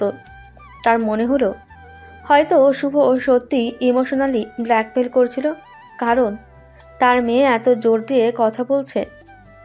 বাদল সাহেব চারিদিকে তাকালেন। অতিথিরা এখনও ফিসফিস করছে। তার মান সম্মান নিয়ে টানাটানি হচ্ছে। তিনি এক মুহূর্ত চিন্তা করেন, যদি এঙ্গেজমেন্ট এখানেই ভেঙে যায় তবে সমাজে তার আর তার মেয়ের মুখ থাকবে না। এই ঝামেলার একমাত্র সমাধান বিয়ে। গভীর নিঃশ্বাস নিয়ে চরম সিদ্ধান্ত নিলেন। ঠিক আছে, ঠিক আছে, আর কোনো নাটক নয়। আমি আর কোনো দেরি দেখতে চাই না। তিনি মাহির এবং বর্ষার দিকে তাকালেন। তোদের যখন এত ভালোবাসা, তখন কাল বিলম্ব কেন? আমি চাই না আবার এই পাগলটা এসে কোনো ঝামেলা পাকাক। আগামী পরশু, আমি ঘোষণা করছি, আগামী পরশু অর্থাৎ রবিবার শুভ দিন দেখে এই বর্ষা আর মাহিরের বিয়ে হবে। কোনো এঙ্গেজমেন্ট নয়, সোজা বিয়ে, কোনো আলোচনা নয়। হলরুম মুহূর্তের জন্য স্তব্ধ হয়ে গেল। মাহির এবং বর্ষা দুজনেই একে অপরের দিকে হতভম্ব হয়ে তাকালো। তাদের 1 বছরের চুক্তির মেয়াদ এক ধাক্কায় মাত্র 2 দিনে নেমে এলো।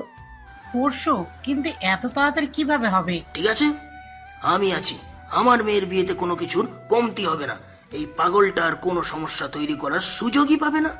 মাহিরের বাবা মা, আপনারা শুধু তৈরি থাকুন, আমি সব ব্যবস্থা করছি, ঠিক আছে? মাহির তখন স্থির হয়ে দাঁড়িয়ে, তার মনে আনন্দের সেই কথাগুলো প্রতিধ্বনিত হচ্ছে। কম বিষাক্তটা বেছে নে, কিন্তু এখন সে এক চরম বিষাক্ত পরিস্থিতির মুখোমুখি। 1 বছরের চুক্তির বদলে মাত্র 2 দিনের সত্যিকারের বিয়ে। বাগদান অনুষ্ঠানের অপ্রত্যাশিত সমাপ্তির পর মাহির এবং বর্ষা দ্রুত বাদল সাহেবের চোখে ধুলো দিয়ে একটা ফাঁকা ঘরে আশ্রয় নিল। ঘরের পরিবেশ ছিল থমথমে। তাদের দুজনের মুখেই চরম উদ্বেগ।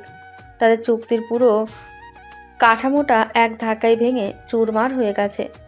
চাপা স্বরে রাগে কাঁপতে কাঁপতে, এটা কি করলেন আপনি ম্যাম?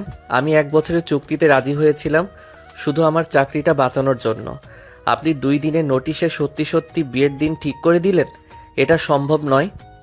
হাত কসলাতে কসলাতে অসহায় কিন্তু কঠোর কণ্ঠে, কি করতে পারি আমি মাহির?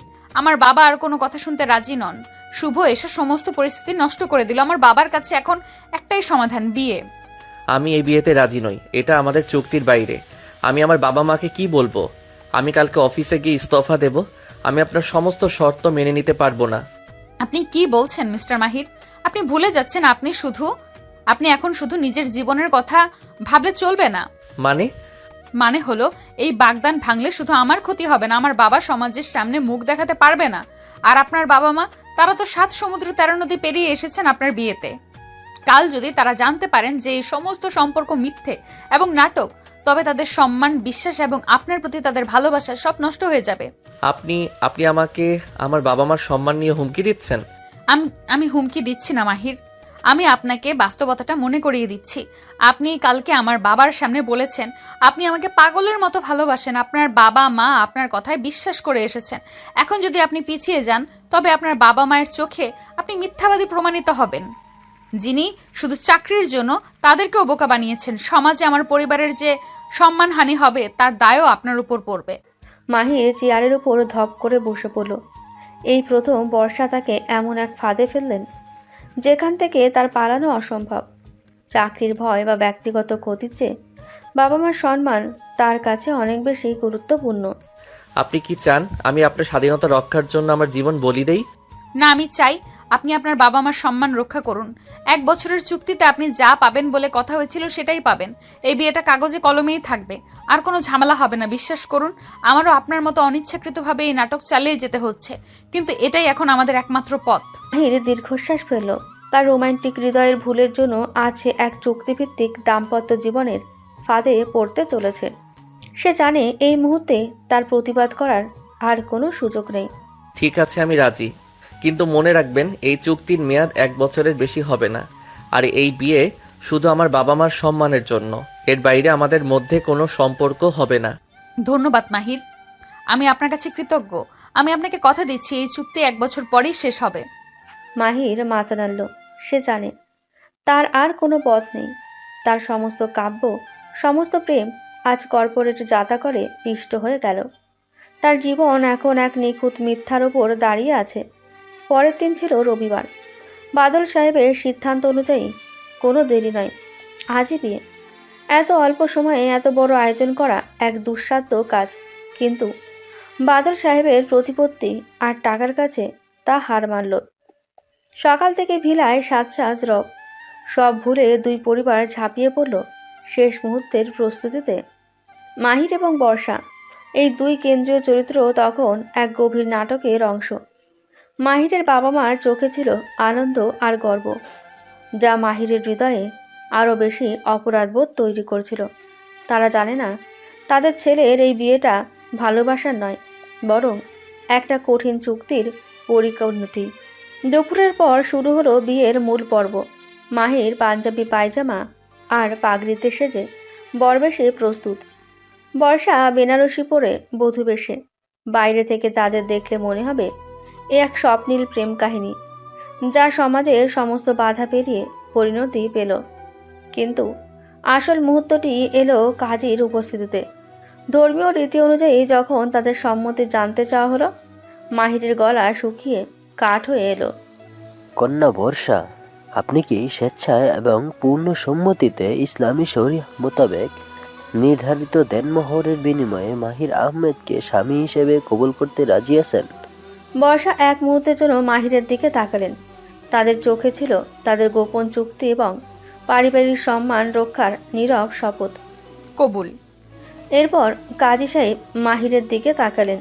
বর মাহির আহমেদ, আপনি কি স্বেচ্ছায় এবং পূর্ণ সম্মতিতে ইসলামী শরিয়াহ মোতাবেক নির্ধারিত দেনমোহরের বিনিময়ে বর্ষা বেগমকে স্ত্রী হিসেবে কবুল করতে রাজি আছেন? মাহির এক গভীর দীর্ঘশ্বাস ফেলল।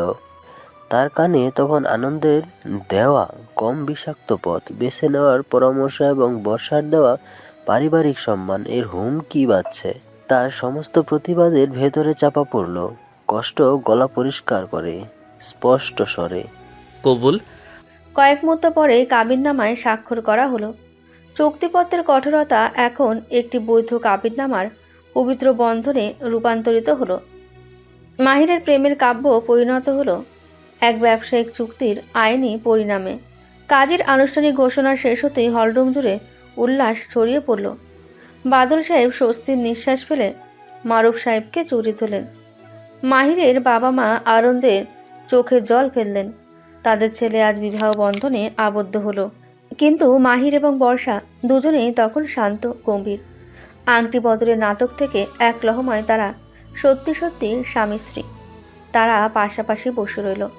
তাদের হাতে এখন দাম্পত্যের বাঁধন, আর মনে সেই গোপন চুক্তি। বাইরে তখন আনন্দের বাদ্যি বাজছে, কিন্তু মাহিরের হৃদয়ে এক কোণে বাজছে এক নীরব করুণ সুর। সে এখন বিবাহিত, কিন্তু তার স্ত্রী তার বস, আর তাদের এই সম্পর্ক 1 বছরের একটি ব্যবসায়িক ডিল মাত্র। তাদের জীবনের এই নতুন অধ্যায় এখন থেকে শুরু হলো এক মিথ্যা প্রেমের বাঁধনে বাঁধা, এক চুক্তিভিত্তিক দাম্পত্য। বিয়ের অনুষ্ঠান শেষ হতেই মধ্যরাত পেরিয়ে গেল। বিয়ের সমস্ত রীতিনীতি, লোকজনের ভিড়, আনন্দ উল্লাস সবকিছু পেরিয়ে মাহির এখন বর্ষার ঘরে প্রবেশ করল। তখন বাইরের সব আলো নিভে গেছে।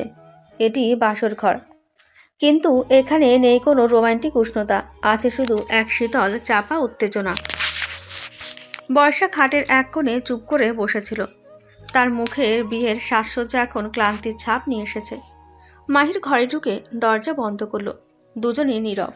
কেউ জানে না এই পরিস্থিতিতে কি বলা উচিত। বাসর রাতের প্রথমে যেই ঘর সাজানো হলো, সেই সাজসজ্জা যেন তাদের চুক্তিবদ্ধ সম্পর্কের সাথে এক নিষ্ঠুর উপহাস করছে। মাহির ধীরে ধীরে খাটের অন্য পাশে বসলো। আপনি কি পোশাক পাল্টাবেন? আমি চাইলে বাইরে অপেক্ষা করতে পারি। তার দরকার নেই, আমরা দুজনেই প্রাপ্তবয়স্ক। আর আপনি ভুলে যাচ্ছেন মিস্টার মাহির, এটা একটা চুক্তিভিত্তিক বিয়ে, এখানে কোনো বাসরাতের প্রত্যাশা নেই। আমি ভুলিনি ম্যাম, কিন্তু আমাদের এই নাটকটা কি এত তাড়াতাড়ি শুরু করতেই হবে? আপনি আপনার সীমা ভুলে যাচ্ছেন। আপনি আমাকে ম্যাম বলে সম্বোধন করছেন কেন? আমরা এখন স্বামী স্ত্রী, অন্তত এই ঘরের ভেতরে। আর হ্যাঁ, নাটকটা শুরু করার জন্যই আমার এত দ্রুত বিয়ে করার সিদ্ধান্ত নেওয়া।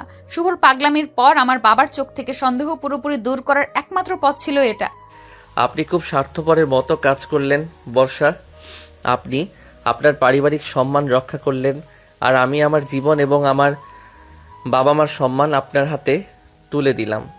আমি রাজি হয়েছিলাম 1 বছরের জন্য অভিনয় করতে, আপনার স্বামীর মতো থাকতে নয়। আর আমি চেয়েছিলাম 1 বছর সময় বিয়ের প্রস্তুতি নিতে। আপনি কেন ভুলে যাচ্ছেন যে আপনি আবেগের বশে ভুল মেসেজ পাঠিয়ে এই পরিস্থিতির সৃষ্টি করেছেন? আপনি যদি সেদিন সেই ভুল না করতেন, তবে আজ আমাদের দুজনের কেউই এই কষ্টের মধ্যে পড়তো না। এই নাটকটা আমারও ভালো লাগছে না। তো এখন কি হবে? আমরা দুজনের সাথে এভাবে থাকতে পারবো না, আর এটা শুধু 1 বছর। আমরা থাকবো না। আপনি ভুলে যাবেন যে আমি আপনার স্ত্রী, আর আমি ভুলে যাব যে আপনি আমার অফিসের একজন কর্মচারী। কাল থেকে আমরা এক ছাদের নিচে দুজন অচেনা মানুষ। আপনি এই ঘরের অন্য পাশে ঘুমাবেন। আমাদের মধ্যে কোনো শারীরিক বা মানসিক সম্পর্ক হবে না। এই চুক্তির এটাই মূল শর্ত। সকালে আপনি আমার বাবার সামনে স্নেহশীল স্বামী, আর অফিসে আমার কর্মচারী। ঠিক আছে, আমি আপনার শর্ত মেনে নিলাম, কিন্তু মনে রাখবেন এই চুক্তির প্রতিটি দিনের হিসাব থাকবে। 1 বছর পূর্ণ হলেই আমি মুক্তি চাইব। আমি আপনাকে কথা দিয়েছি মাহির, আমি আমার কথা রাখবো। বর্ষা উঠে দাঁড়ালেন এবং পাশের ওয়ার্ড্রপ থেকে একটি কম্বল বের করলেন। তিনি খাটের অন্য পাশে সোফাতে সেটি রাখলেন। আপনি সোফাতে শুয়ে পড়ুন, আমি খাটে ঘুমাবো। আর একটা কথা, কাল সকালে যখন আপনি ঘুম থেকে উঠবেন তখন যেন আপনার মুখে সেই প্রেমিক স্বামীর হাসিটা দেখা যায়। আমার বাবা মার সন্দেহ হওয়া উচিত নয়। মাহির নীরব রইল। তার মনে তখন আর কোনো প্রেম, কোনো কাব্য নেই। আছে শুধু এক গভীর ক্ষোভ আর কষ্টের অনুভূতি। সে তার ভালোবাসার ভুলটার জন্য এখন তার বসের সাথে এক মিথ্যা দাম্পত্যের ভার বইতে বাধ্য। বাসরাত পরিণত হলো এক চুক্তিভিত্তিক সম্পর্কের প্রথম যুদ্ধের ময়দানে। বিয়ের পরদিন অফিস ছিল মাহিরের জন্য এক নতুন ক্ষেত্র। বাসরাতে বর্ষার সাথে ঝগড়ার পর মাহিরের মন ভারাক্রান্ত হলেও মুখে তাকে দেখতে হচ্ছে এক সদ্য বিবাহিত স্বামীর আনন্দ। তার জীবনে কর্পোরেট অভিনয় এখন চরমে। অফিসে প্রবেশ করার সাথে সাথেই পরিস্থিতি পাল্টে গেল। যেখানে আগে সহকর্মীরা সহজভাবে কথা বলতো, সেখানে এখন তারা মাহিরকে দেখলেই দূরত্ব বজায় রাখছে। গুড মর্নিং মিস্টার মাহির, অভিনন্দন, আপনার বিবাহিত জীবন সুখের হোক। অভিনন্দন স্যার, আপনি এবং ম্যাম খুব সুন্দর জুটি। মাহির লক্ষ্য করলো কেউ আর তাকে তার পুরনো নামে ডাকছে না। সবাই তাকে মিস্টার মাহির বা স্যার বলে সম্বোধন করছে। তাদের চোখে এখন সম্মান নয়, মিশ্রিত ভয় এবং সমীহ। মাহির যখন তার ডেস্কে যাচ্ছিল তখন তার বন্ধু আনন্দ এগিয়ে এলো। কিরে মিস্টার মাহির, কি করলি তুই? বসকে বিয়ে করে নিলি? তুই তো পুরো গেম চেঞ্জার। চিল আনন্দ, পরে কথা হবে। কিছুক্ষণ পরই বর্ষার বিয়ে অফিসের প্রধান স্থানে একটি ঘোষণা দিল। সমস্ত কর্মীর মনোযোগ তখন সেদিকে। আপনাদের সবার জন্য একটি গুরুত্বপূর্ণ ঘোষণা। আমাদের ম্যানেজিং ডিরেক্টর ম্যাম আপনাদের জানাতে চেয়েছেন যে মিস্টার মাহির আহমেদকে অবিলম্বে তার নতুন দায়িত্বের জন্য পদোন্নতি দেওয়া হচ্ছে। এখন থেকে তিনি কোম্পানির অ্যাসোসিয়েট ডিরেক্টর হিসেবে কাজ করবেন। এই ঘোষণা শুনে অফিসে চাপা গুঞ্জন শুরু হলো। মাহিরের চুক্তি অনুযায়ী পদোন্নতি হলো, কিন্তু সে আনন্দ উপভোগ করার মতো মানসিক অবস্থা তার ছিল না। এরপর বর্ষা তার কেবিন থেকে বেরিয়ে এলেন, তার মুখে কর্পোরেট গাম্ভীর্য। তিনি সোজা মাহিরের দিকে হেঁটে এলেন, যা দেখে বাকি সহকর্মীরা আরও সন্তুষ্ট হলো। সবার সামনে স্বাভাবিক গলায়, অভিনন্দন মিস্টার মাহির, আপনার কঠোর পরিশ্রমের ফল। আপনি আপনার নতুন কেবিনে চলে যেতে পারেন। ধন্যবাদ ডার্লিং, তোমার সাপোর্ট ছাড়া এটা সম্ভব হতো না। মাহির যখন তার নতুন বিশাল কেবিনের দিকে যাচ্ছিল তখন তার চোখ গেল বর্ণার দিকে। বর্ণা ডেস্কে বসে মনোযোগ দিয়ে কাজ করার ভান করছিল। তার চোখ ভিজে ছিল না, কিন্তু মুখে ছিল এক কঠিন শূন্যতা। সে মাহিরকে পুরোপুরি এড়িয়ে গেল, একবারও তার দিকে তাকালো না। মাহিরের মনে হলো শুধু সহকর্মীরাই নয়, তার না বলা প্রেমও তাকে আজ পুরোপুরি ইগনোর করলো। মাহির বুঝল এই বিবাহ তাকে কর্পোরেট সিঁড়িতে উপরে তুললেও ব্যক্তিগত জীবনে সে এখন সম্পূর্ণ একা। পদোন্নতি তাকে সবার থেকে আলাদা করে দিয়েছে, আর তার নতুন স্ত্রী তাকে রেখেছে কঠিন চুক্তির সীমায়। তার জীবন এখন অফিসের বসের স্বামী, কিন্তু ব্যক্তিগত জীবনে সে এক বন্দী, যার মুক্তি কেবল 1 বছর পর। চুক্তিভিত্তিক দাম্পত্যের মাসগুলো দ্রুত পেরিয়ে যেতে লাগলো। 1 বছর পূর্ণ হতে আর মাত্র কয়েক সপ্তাহ বাকি। মাহির এখন অফিসের অ্যাসোসিয়েট ডিরেক্টর, কিন্তু বাড়িতে সে তার বসের চুক্তিবদ্ধ স্বামী। তাদের সম্পর্ক ছিল বরফ শীতল, এক ছাদের নিচে দুটি আলাদা মানুষ। বাসরাতে ঠিক হওয়ার শর্ত অনুযায়ী রাতে মাহিরের জায়গা সোফায় আর বর্ষার খাটে। তাদের কথা হয় শুধু অফিসের কাজ অথবা বাদল সাহেব ও মাহিরের বাবা মায়ের সামনে অভিনয়ের স্ক্রিপ্ট নিয়ে। কিন্তু জীবনে কিছু সমীকরণ থাকে যা কোনো চুক্তি দিয়ে বাঁধা যায় না। সময়ের সাথে সাথে তাদের এই শীতল সম্পর্কের গায়ে যেন উষ্ণতার ছোঁয়া লাগতে শুরু করলো। প্রথম পরিবর্তনটা এলো একদিন রাতে। মাহিরের সর্দি জ্বর হয়েছিল। সারা সোফায় কাঁপতে দেখে বর্ষা প্রথমে নিজের শর্তে অটল ছিলেন, কিন্তু ভোরের দিকে মাহিরের করুণ অবস্থা দেখে বর্ষার কঠোর মন গলে গেল। অনিচ্ছা সত্ত্বেও, কিন্তু চাপা উদ্বেগ। কি হলো আপনার? আপনি এভাবে কাঁপছেন কেন? বর্ষা সেদিন চুক্তির কথা ভুলে গিয়ে মাহিরের মাথায় জলপট্টি দিলেন, নিজের হাতে কফি বানিয়ে দিলেন। সেই রাতে মাহির বুঝল বর্ষার কঠোর আবরণের নিচে একজন সংবেদনশীল মানুষ লুকিয়ে আছে। একদিন মাহিরের অফিসের একটি গুরুত্বপূর্ণ প্রজেক্ট বড় ভুল হয়ে গেল। মাহির দুশ্চিন্তায় ভেঙে পড়েছিল। সেদিন রাতে বর্ষা কোনো বস বা স্ত্রী হিসেবে নয়, বরং একজন সহকর্মী হিসেবে তার পাশে দাঁড়ালেন। তিনি সারা রাত মাহিরের সাথে বসে প্রজেক্টের ভুলগুলো ঠিক করলেন। কাজ শেষে ক্লান্ত স্বরে, দেখুন মাহির, আপনার আবেগ হয়তো কবিসুলভ, কিন্তু কাজের প্রতি আপনার নিষ্ঠা নিয়ে কোনো প্রশ্ন নেই। ভয় পাবেন না, আমি জানি আপনি সফল হবেন। মাহির সেই রাতে বর্ষার চোখের দিকে তাকিয়েছিল। সেখানে ছিল না কোনো বসের কর্তৃত্ব, ছিল শুধু বিশ্বাস। মাহিরের মনে হলো এই মানুষটা শুধু তার বস নয়, সে তার ভালো মন্দের সঙ্গী। অন্যদিকে বর্ষাও মাহিরের পরিবর্তন দেখছিলেন। মাহির শুধু দক্ষ কর্মী নয়, সে ছিল একজন যত্নশীল মানুষ। বর্ষার বাবা মায়ের সামনে মাহির যখন স্বামীর অভিনয় করত, তখন তার চোখের আন্তরিকতা বর্ষার মনকে নাড়া দিত। মাহির গভীর রাতে বর্ষার জন্য নিজের হাতে চা বানিয়ে আনত, বা অফিসের চাপে থাকা বর্ষাকে হঠাৎ করে চায়ের কাপ হাতে দেখে বলতো, বস আজ আপনি বিরতি নিন। একদিন বর্ষা অফিসে কঠিন সমস্যায় ভেঙে পড়েছিলেন। সেদিন মাহির সব ভয় উপেক্ষা করে তার কেবিনে গিয়ে বর্ষার পাশে দাঁড়ালো। আপনি বস হতে পারেন, কিন্তু আপনি একা নন, আমি আছি যে কোনো কিছুতে। সেই মুহূর্তে বর্ষা মাহিরের চোখের দিকে তাকিয়ে অনুভব করলেন, এই ছেলেটা হয়তো শুরু করেছিল একটি ভুলের মাধ্যমে, কিন্তু তার ভেতরের অনুভূতিগুলো একেবারেই খাঁটি। মাহিরের ভালোবাসা তার কাজের চেয়েও বেশি দৃঢ়। 1 বছর পূর্ণ হতে আর মাত্র একদিন বাকি। রাতে দুজন মুখোমুখি বসেছিল, তাদের হাতে চুক্তিপত্রের কপি। কাল আমাদের চুক্তির শেষ দিন, আমি প্রস্তুত। আমিও প্রস্তুত। কিন্তু দুজনেই জানতো তারা প্রস্তুত নয়। তাদের সম্পর্ক আর সেই চুক্তিতে বাধা নেই। তাদের মন এখন একে অপরের প্রতি দুর্বল। মাহির, আমি জানি আমি আপনার উপর খুব কঠোর ছিলাম, কিন্তু আমি জানি আমি আপনার প্রতি দুর্বল হয়ে গেছি। আমি জানি না কখন হলো, কিন্তু আমি আর আপনাকে আমার জীবন থেকে মুক্তি দিতে চাই না। চুক্তিপত্রের দিকে তাকিয়ে আবেগ ধরে রেখে, আর আমি প্রথম ভুল করেছিলাম, কারণ আমি একজন মেয়েকে ভালোবেসেছিলাম যার নাম বর্ণা। কিন্তু এই 1 বছরে আমি আরেকজনকে নতুন করে আবিষ্কার করেছি, যে বাইরে কঠোর হলেও ভেতরে নরম, যে আমাকে শুধু প্রমোশনই দেয়নি, বরং জীবন চলার পথে আমাকে সাহস জুগিয়েছে। মাহির ধীরে ধীরে বর্ষার দিকে তাকালো। তার চোখে এখন আর কোনো অভিনয় নেই, আছে শুধু এক গভীরতম সত্য।